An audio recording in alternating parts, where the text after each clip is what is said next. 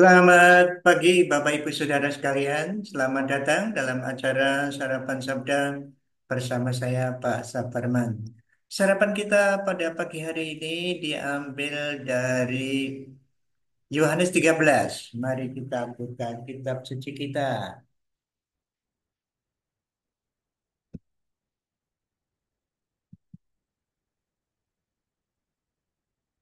Iya, Yohanes 13 mulai ayat yang ke-21. Demikian firman Tuhan.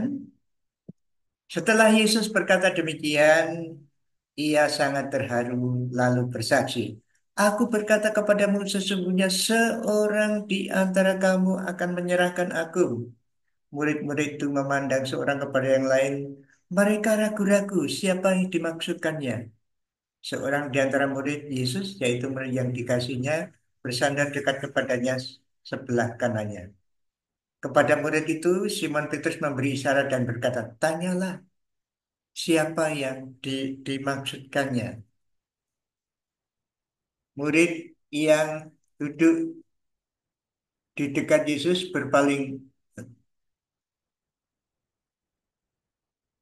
maaf, sekarang ayat berikutnya, jawab Yesus, jawab Yesus, "Dialah itu yang kepadanya aku akan memberikan roti sesudah aku mencelupkannya."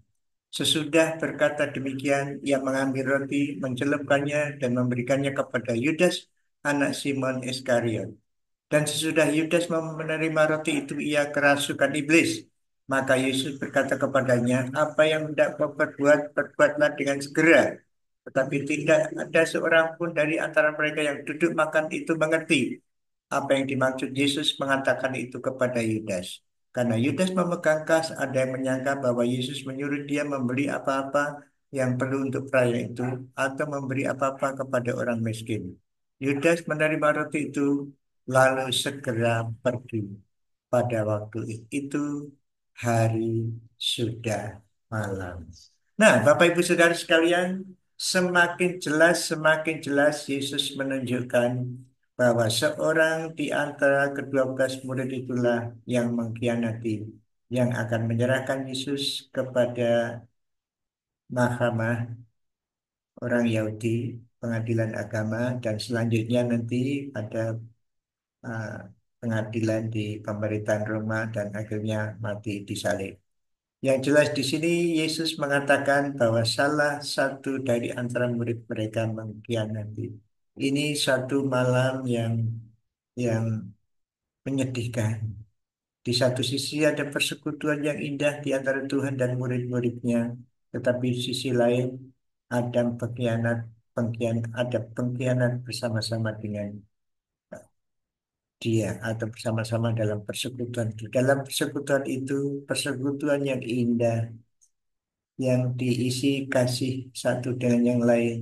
Kasih Allah yang luar biasa kepada kedua belas muridnya, ada satu di antara mereka yang mengkhianati.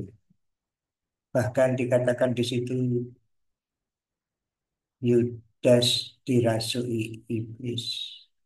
Kemudian setelah Yudas pergi, ada perkataan, pada waktu itu hari sudah malam. Memang betul-betul malam, saudara, tapi ada pengertian juga bahwa dunia rasanya gelap, dalam arti dosa dunia sedalam-dalamnya terjadi pada waktu itu. Murid Yesus mengkhianati murid Tuhan yang bersama-sama 3 tahun mengkhianati. Bukankah ini suatu tindakan yang aneh, yang luar biasa, dosa beratnya? Tapi itulah yang dikatakan, dinubuatkan dalam kitab suci. Kita sulit mengerti hal seperti ini. Mungkin orang akan berkata, karena dia sudah dinubuatkan dalam kitab suci, maka tidak bisa. Tapi saudaraku, tidak bisa, maksud saya, Yudas tidak bisa lah begitu. Bukan seperti itu. Bagaimanapun juga tindakan seorang manusia itu harus harus dipertanggungjawabkan sendiri. Jadi Yudas harus mempertanggungjawabkan dirinya atas perbuatan itu. Inilah dunia, Bapak Ibu Saudara yang dikasih Tuhan. Di tengah-tengah persekutuan yang indah, ada saja yang berbuat demikian. Nah, murid-murid saling menanyakan tadinya, tapi sudah jelas. Nah, memang dari ayat itu yang mengatakan bahwa ia kerasukan iblis, rupanya iblis jelas sekali, bukan rupanya ya. Iblis jelas sekali ini ingin mencegah mencegah rencana Tuhan Yesus untuk menyelamatkan dunia, walaupun iblis tidak tahu ya. Iblis itu bukan maha tahu ya. Memang dia tahu tapi tidak maha tahu. Akan menghalangi rencana kemisiasan Yesus. Makanya iblis masuk ke Yudas, lalu Yudas nanti berkhianat, lalu terjadilah peristiwa menyedihkan Yesus disalib. Tapi iblis tidak tahu bahwa memang itu rencana Tuhan, Yesus disalibkan, mati, dan bangkit pada hari yang ketiga. Itu yang tidak dimengerti oleh iblis. Jadi iblis tahunya akan menyetop kegiatan Yesus. Tetapi justru kegiatan itu malah menunjukkan rencana Allah yang luar biasa itu, yang dapat dijelaskan dengan sulit mungkin, bahwa dunia dikasih oleh Tuhan Yesus sebegitu besar kasihnya sehingga Yesus mau mati di salib untuk dosa-dosa dunia ini. Ini suatu kasih yang luar biasa yang tidak ada banding. Dan Bapak Ibu Saudara sekalian sudah menerima kasih itu. Mari kita bersyukur terus dalam hidup kita. Mari kita bersyukur sebab kita menerima kasih Tuhan yang luar biasa, yaitu Yesus Kristus, yang menyebabkan kita dalam perjalanan menuju rumah Bapa surga abadi. Mari kita berdoa.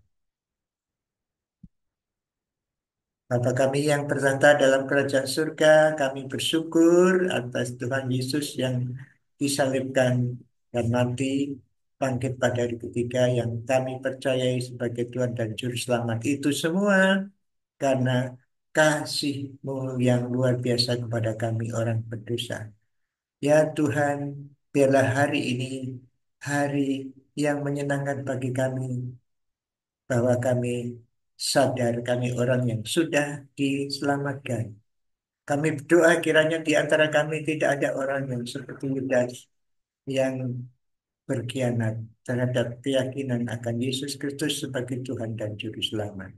Tuhan, hari ini tolonglah kami menikmati kasih-Mu dalam kehidupan kami sehari-hari, dalam kami menghadapi masalah, dalam kami melakukan tugas kami sebagai anak-anak-Mu. Terima kasih, terima kasih. Dalam namamu ya Tuhan Yesus kami berdoa. Amin. Selamat beraktivitas Bapak Ibu Saudara sekalian yang dikasih Tuhan. Tuhan Yesus memberkati Bapak Ibu Saudara dan saya. Amin.